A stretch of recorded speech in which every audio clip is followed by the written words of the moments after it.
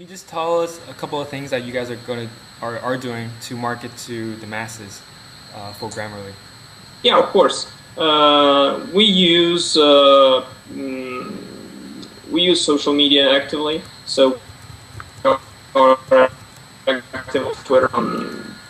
We use paid advertising, search advertising, display advertising. We partner with websites similar with similar audiences, and essentially we market to their clients and let them market to our clients. So pretty healthy and pretty diverse mix of channels, I'd say. Okay. So just quickly, you said social media on Twitter.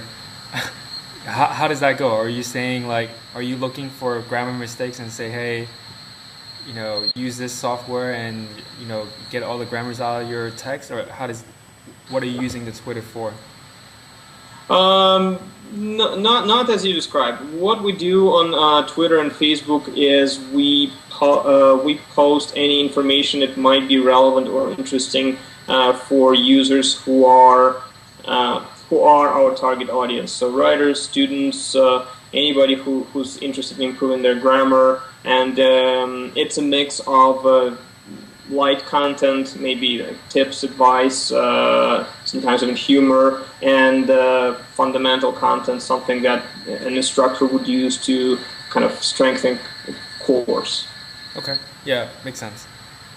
So just coming back to maybe just as you as an entrepreneur, to this point, what's been your biggest success, and what have you learned from it? Oh, it's very difficult. It's very difficult to say what's the biggest success, because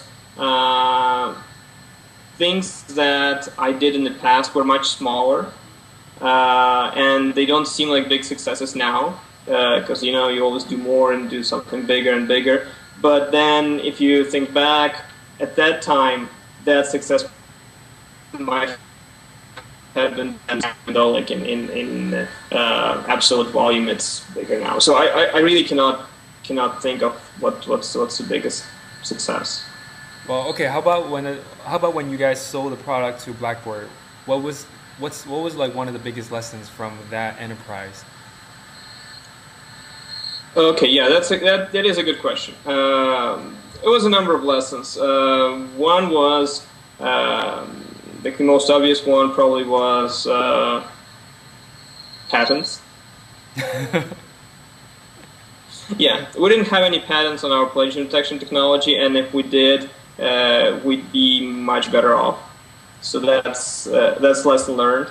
If you have intellectual property, try to protect it. Try to protect it, because if big guys come knocking, they can just say, okay, we'll build the same thing and we'll make it free and you'll go out of business. So if you come up with something innovative, protect it. That's one thing. Another lesson was that really there is no point in it is important to kind of see big picture and to grow and to I don't even know how to say it, but change is good. That's the lesson. It's important to know when to move on, and we sold the product to the project to Blackboard, and even though at the time of the deal we thought that we didn't get as much as we wanted, but it gave us validation, it gave us chance to do something different and come up with a fresh idea that could potentially be bigger or growing quicker. So don't be afraid to move on, don't be afraid to start something new, don't be afraid of change.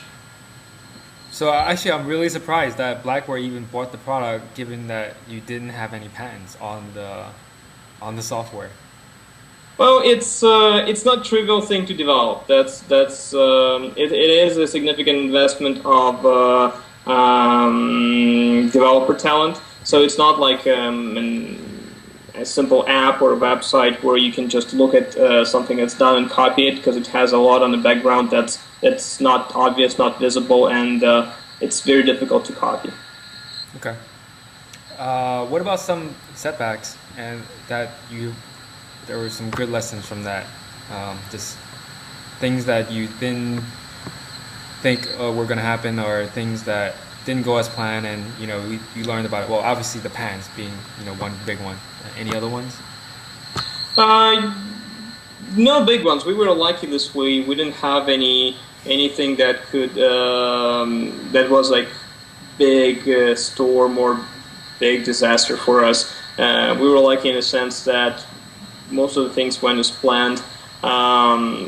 Some setbacks were related to hiring right people, especially if you hire friends. It's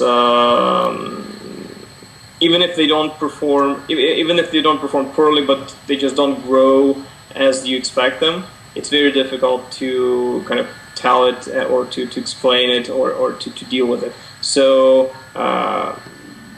big lesson was hire for qualification, not for convenience. Don't hire like somebody you know or like your cousin or like a lot of entrepreneurs who start very small businesses, they do just that because it's easy. It's easy to explain to somebody you know what you do. It's easy to trust them, but then it's not necessarily the right person. And it is important to have the right person in the right place. Okay. Good point. So I mean, any last things about what's happening with Grammarly? Any updates or future enhancements to it that we can expect to see in the next 6 to 12 months? Yes, definitely. We are rolling out a new, very interesting new spell checker. Significant enhancement to spell checking capability of Grammarly. So it will be self-learning. It will learn new words. So let's say if a lot of users started using some word, it will actually learn that this is a valid word, this is not a typo. Plus, it will learn how to correctly use it based on people using it in text. So that's a very cool new feature, and that's very important with all the iPads and then all the things that are coming up now, like new words being added to grammar all the time. So that's one innovation. Another, probably even bigger one, would be launch of a desktop client and my very deep Microsoft Office integration. Essentially, when we moved to more to mainstream, we saw that many of users just want to use our product to check documents that they write, and they don't have hours and hours to go through their papers correcting every mistake. They just want to correct embarrassing typos or embarrassing grammatical errors in their emails or in their documents very quickly. So to do this quickly, they need to be able to do this right where they work. So we developed a set of plugins to integrate into Microsoft Office, to integrate into other desktop applications and web browser and web-based applications to enable our users to correct their mistakes right where they are. Cool. And paste their text somewhere. Cool. So how about some wisdom for young entrepreneurs who are just starting out? I don't even know where to start. There is so much learning in being an entrepreneur, but it's been done so many times. There is so many places to learn. So just I don't know. I think the biggest learning is be brave. Just don't be afraid and do things that make sense.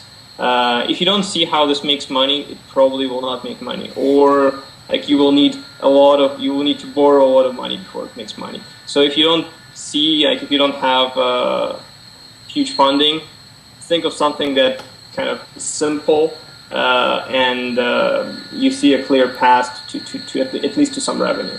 Also start simple.